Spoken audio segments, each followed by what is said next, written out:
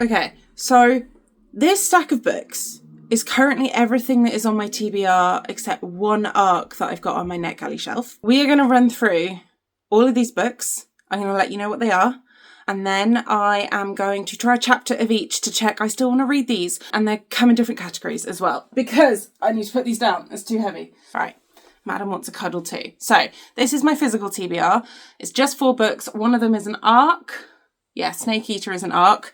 Hi, baby. I'm quite pleased that we're down to 4 books in my physical TBR. I don't buy a lot of books anymore. I think I'm not even at £250 spent on books all year. Then all of these are my library books.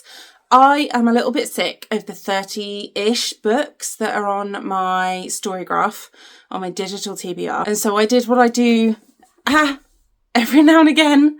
And I went through my library app and requested as many as they had, because now I have no choice. I just need to give them a go, or I need to take them off. And that's it. That's how it's going to work. So that's them. Oh. And then this is the book that I have on my NetGalley shelf that I have yet to pick up because it's an e-arc. We're going to start with the one I'm most excited about. So Snake Eater by T. Kingfisher.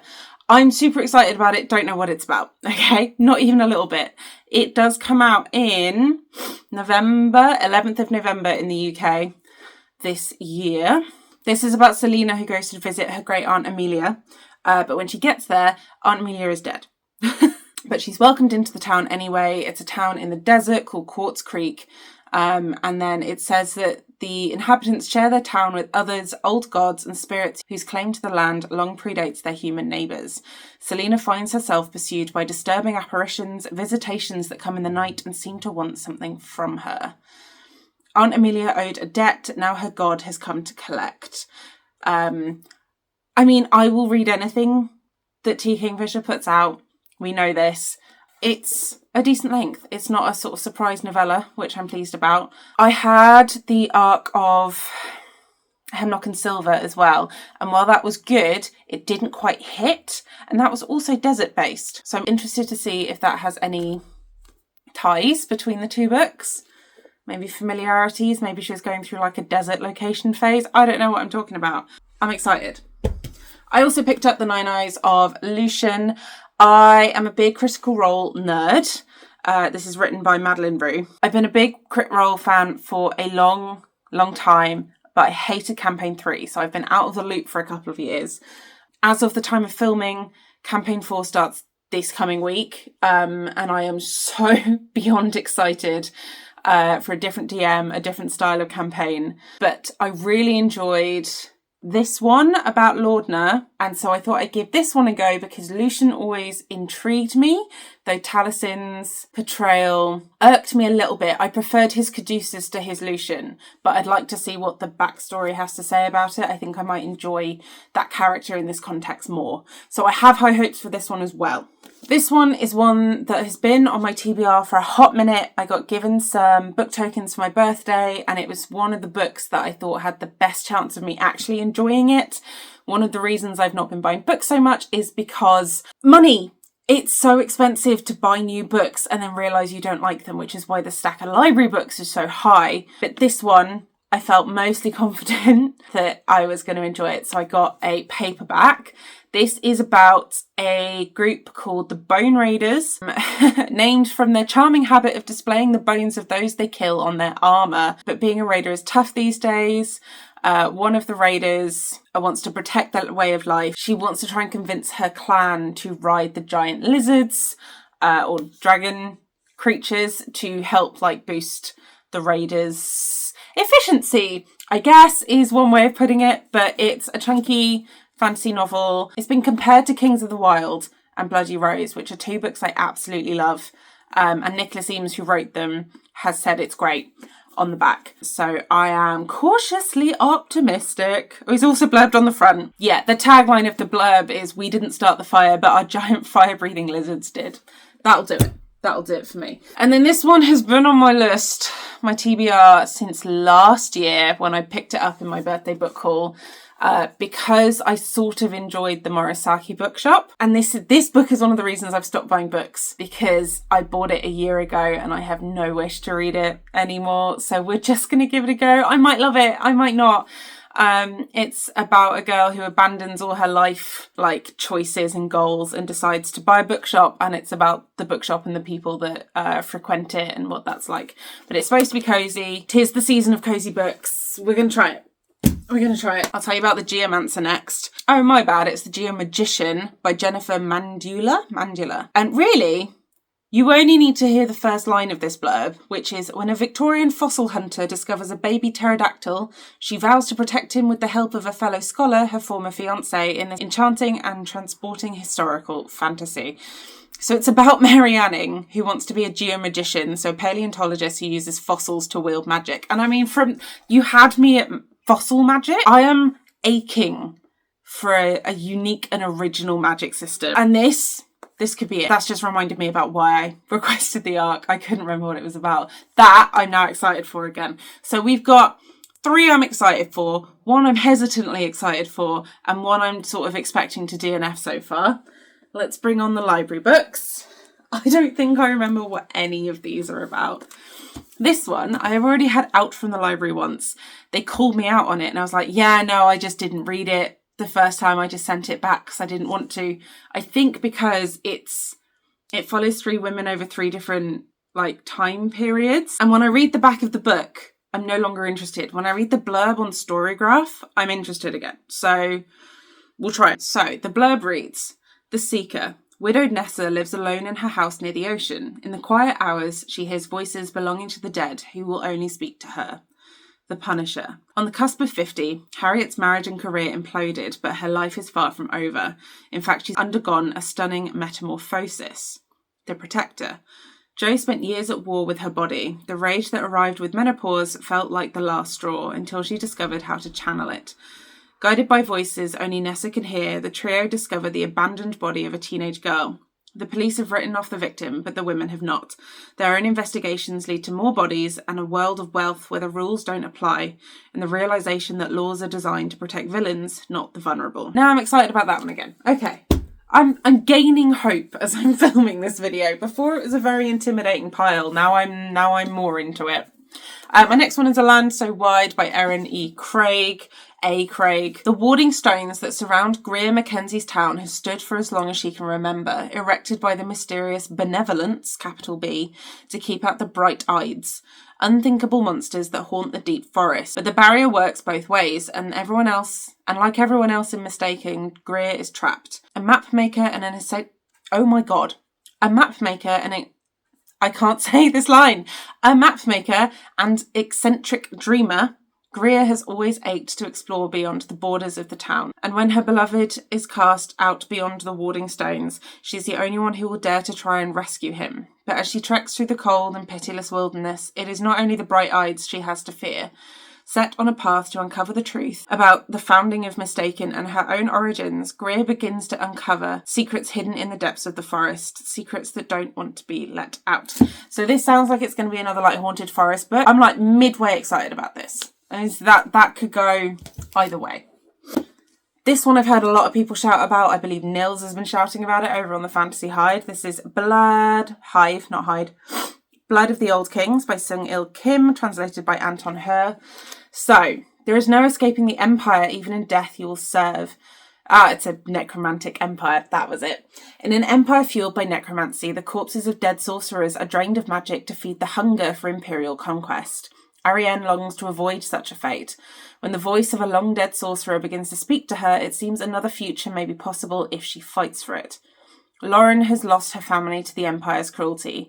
Now, armed with a sword of Dragon Fang and a burning desire for vengeance, she will take the war to the Empire. Okay, it's the start of a series. What I love is that it feels like it should be like some fat epic fantasy, but that is an entirely reasonable length. I could be into that. I do like a bit of necromancy. Okay, this one's supposed to be really, like, dramatic, I think. Oh, and I have the large font version. How old is this book? I didn't think this was that. Oh, no, it's 2023. Okay, fine, sure. Oh, it's like an upstairs-downstairs situation, which is why I'm going to enjoy it, I think. So, upstairs, Madam is planning the party of the season. Downstairs, the servants are plotting the heist of the century. Heist book, lovely. London, 1905. When Mrs. King, housekeeper to the most illustrious home in Mayfair, is suddenly dismissed after years of loyal service, she knows just who to recruit to help her take revenge. A black market queen out to settle her scores, an actress desperate for a magnificent part, a seamstress dreaming of a better life, and Mrs. King's predecessor who has been keeping the dark secrets of Park Lane for far too long. Mrs. King has an audacious plan in mind, one that will reunite her women in the depths of the house on a night of magnificent ball and play out right under the noses of her former employers. The servants may come from nothing, but they'll leave with everything. There is nothing in that doesn't sound good. Nothing. That sounds fantastic. That sounds like if Downton Abbey got teeth, which I'm so here for. Excited. That's at the top of the excited pile. Next, we've got Johannes Cabal, the Necromancer.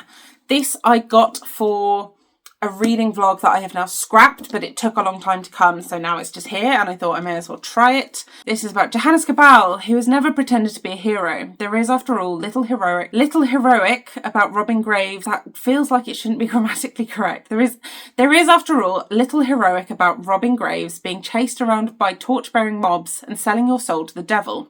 All routine inconveniences, however, when your business is raising the dead. But now Cabal wants his soul back. He needs his soul back. It means a trip through the festering bureaucracy of hell and a bet with Satan. It means that in return for his own soul, Cabal must gather 100 others. Given control of a diabolical carnival created to contempt, to contentiousness, to blasphemy, argumentation and murder. But you can also win coconuts, and armed with only his intelligence, a very large handgun, and a total absence of whimsy, Cabal has 1 year. 1 year to beat the devil at his own game. And isn't that, perhaps, just a little heroic? Now that sounds like Skullduggery Pleasant on crack. This was published in 2009 by a man, so I'm not optimistic on that front, but Skullduggery Pleasant on crack. I could be here for it. Woodworm by Lena Martinez. This is either a short story or a novella? Novella. I think this is a horror. The house is visited by ghosts, by angels that line the roof like insects, by saints that burn the bedsheets with their halos. It was built by a small-time hustler as a means of controlling his wife. Boo. And even after so many years, their daughter and her granddaughter can't leave. They may be witches or they may be angry, but when the mysterious disappearance of a young boy draws unwanted attention, the two isolated women, already subjects of public scorn, combine forces with the spirits that haunt them in the pursuit of something that resembles justice. Lena Martinez's eerie debut novel, Woodworm, is class-conscious horror that drags generations of monsters into the sun. I'm excited about the length of this. I'm excited about the potential for feminine rage and the sort of murder mystery haunted house situation that sounds like it might be going on there. I think these two might be the ones I'm least excited about. So we've got A Pirate's Life for Tea by Rebecca Thorne. This is the sequel to Can't Spell Treason Without Tea, which I felt thoroughly mid about, and I think I only enjoyed because I got the audiobook, and the audiobook was quite good. This again was going to be for a reading vlog that I have now scrapped, so I don't know if I'm actually going to like it. This might be a DNF, but we come back to our protagonists, Chianthe and Raina, who are desperately hunting for dragon eggs to save their hometown. I'm already into that. They have to capture Serena, a notorious river pirate and scourge of the Lord's supply chains. Yeah, so you've got pirates and dragon eggs and lesbians. Like, that should be a good book. It's dense, though. I don't love how dense that is. Oh, no, but that is quite large font. Okay, I might be okay. We'll see how that one goes. And then lastly, I have The Prince Without Sorrow by Maithri Wijesekara. I think, Maithri Wijesekara. This is epic fantasy. We've got a prince being born into violence, a witch seeking revenge, and a curse that will change the world. So I think it is like Indian-inspired, Sri Lankan-inspired epic fantasy, which I have not read a lot of epic fantasy this year, and I think that's one of the reasons I'm nervous about going into this, is because it's just not been what I'm in the mood for. And this feels like the sort of thing where you have to like dive all in to get the best out. So we'll give it a go. I will not be reading all of these books in full. I'm going to try a chapter of each just to like weed out the ones I'm definitely not going to enjoy. And then I can just get rid of them and then I don't have to stress about them. And that will be that. So I will check back in with some thoughts and we'll see how that goes. Right, I have read all but 4 of the first chapters, not the full books. We're going to start with a no. I just don't think Lucian is for me. I just don't think I enjoy his character very much. He was really, really irritating me.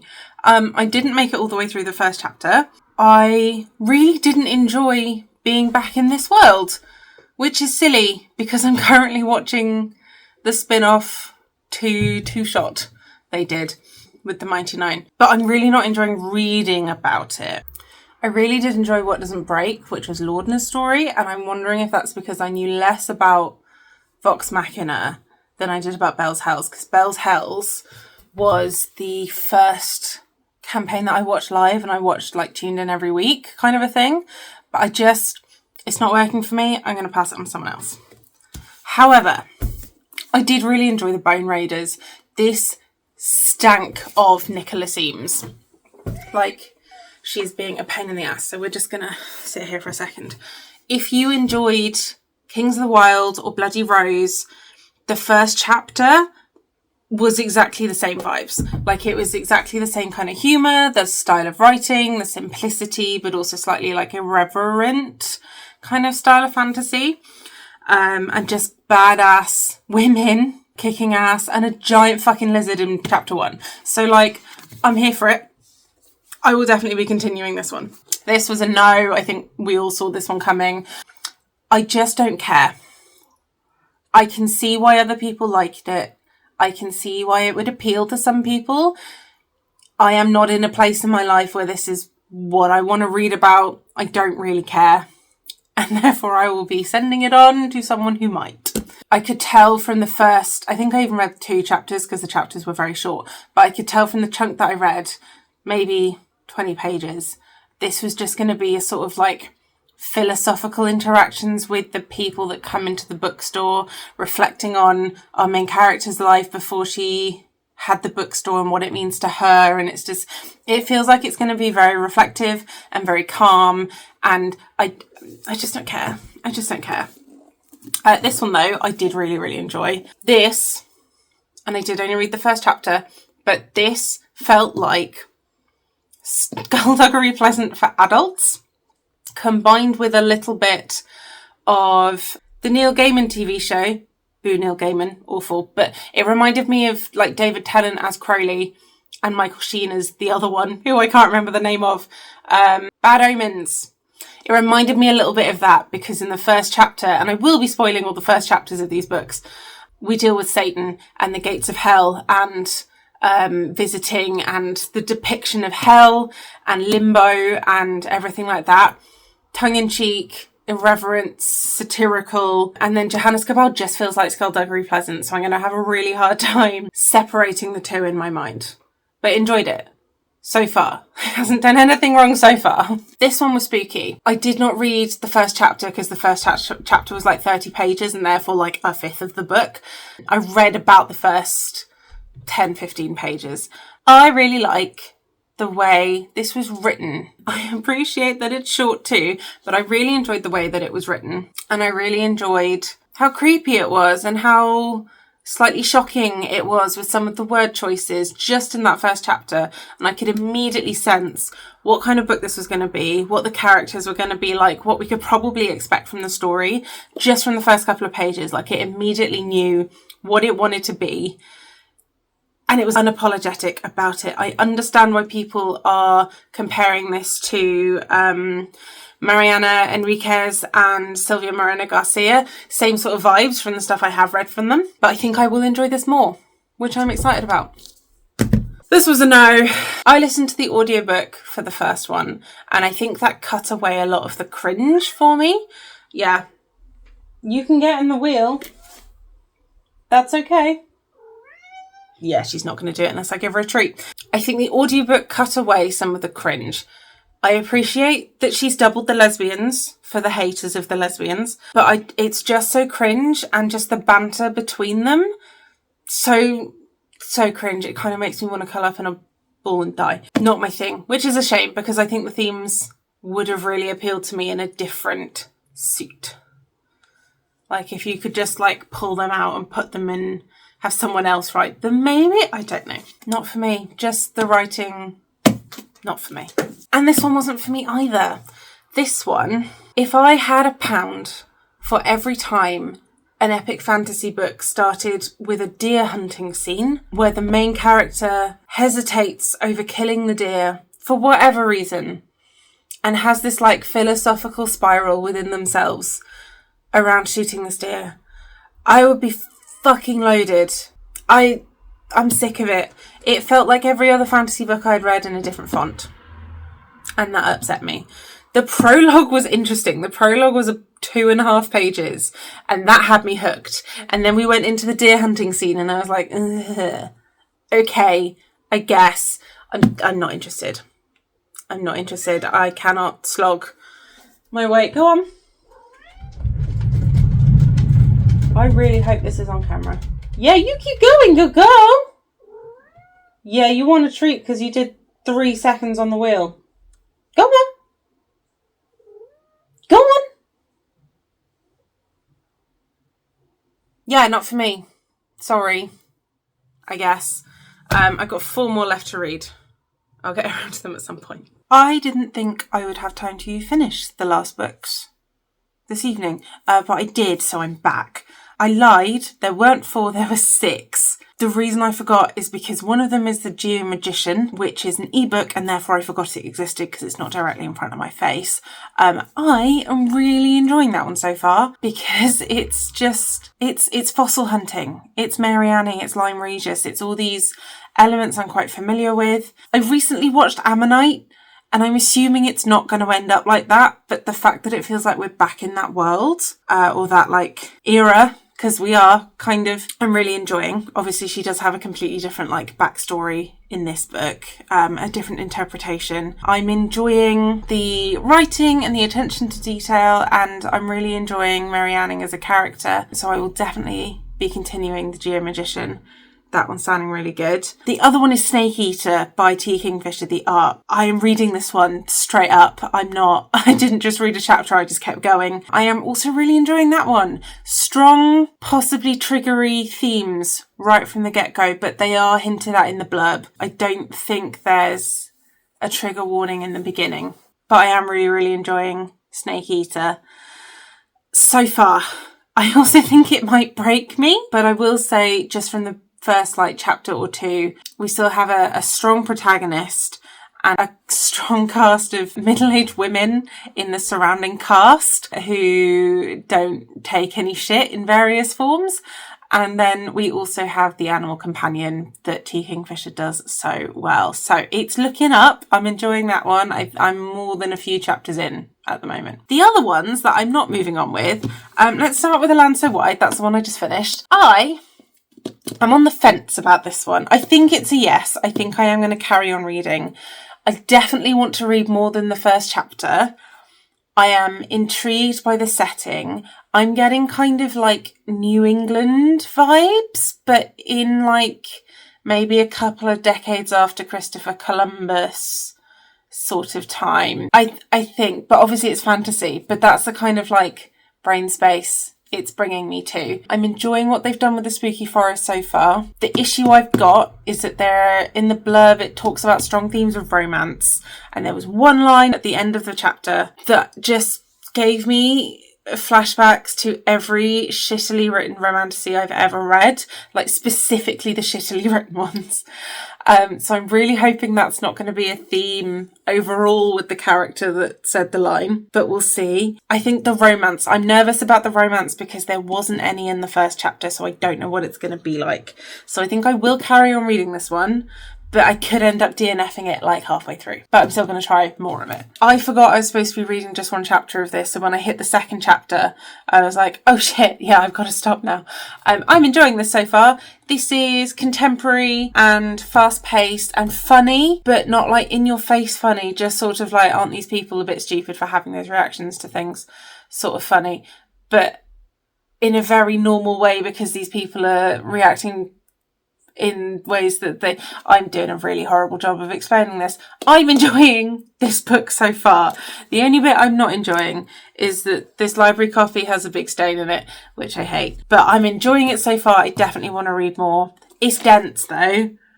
She's a dense book. This is another one I'm on the fence about. Didn't hate the first chapter. Already almost forgot what the first chapter was about. A cool bargain happened I like the dragons so far, what we have seen of the dragons, which is always a good tick. However, I'm not convinced epic fantasies about like overtaking kingdoms are for me anymore. And this is one of those books. There's also an element of contemporariness, an element of the contemporary in this. It feels like, but they've given it a fantasy name. And I don't know if that's going to rub me the wrong way or if I just need to suck it up and get into it. So I am going to give this one a go, but this might be another one that I DNF further on. I like, there is the possibility that I could love it, but there is the possibility it's going to do something really, really annoying. We'll see. And then The Housekeepers. I also really want to keep reading this. This was really good. It was a really solid first chapter. It just gave me all the best feelings that I got from Miss Pettigrew Lives for a Day, but also Downton Abbey or Upstairs Downstairs or like almost Nanny McPhee vibes, but she's not a nanny, she's a housekeeper. That's the kind of vibes I'm getting from her from just the first chapter. And I'm into it. I'm into it a lot. It's not overwritten, it's not shoving the world in your face, it's sort of dropping details here and there that are sort of settling you into this world of Downstairs, and it helps that I know a fair amount about it because I've consumed a lot of that in media, but I'm really excited for this one. So I think that's quite a good haul. Out of all of those books, I'm excited about these, plus Snake Eater and the Geomagician that are not currently here. This is a good haul. I only culled 4. I was expecting to cull like half of these, so I'm chuffed. I'm chuffed and I'm excited about reading these now. They're not just like a big looming stack of books that I'm a little like intimidated by. I'm into it. Sick. I won't be doing a reading vlog for the rest of them. You will probably see some of these in some wrap-ups coming your way soon. But I had a blast. I had a blast doing this. And I think I should probably start doing this more often.